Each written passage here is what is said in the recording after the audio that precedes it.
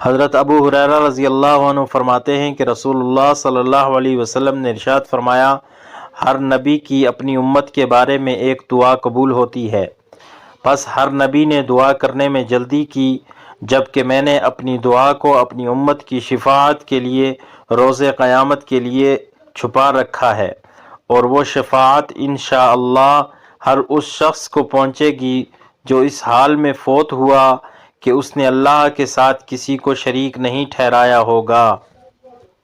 حضرت عبداللہ بن عمر رضی اللہ عنہ فرماتے ہیں کہ رسول اکرم صلی اللہ علیہ وسلم 4 چیزوں سے اللہ کی پناہ طلب فرمایا کرتے تھے۔ نمبر 1، ایسے علم سے جو نفع نہ دے۔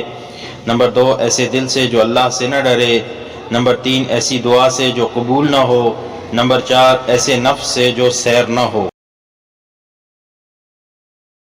حضرت علی رضی اللہ عنہ روایت کرتے ہیں کہ رسول اللہ صلی اللہ علیہ وسلم نے ارشاد فرمایا، سخت سردیوں میں کامل وضو کرنا، مسجد کی طرف چل کر جانا اور ایک نماز کے بعد دوسری نماز کا انتظار کرنا گناہوں کو دھو دیتا ہے۔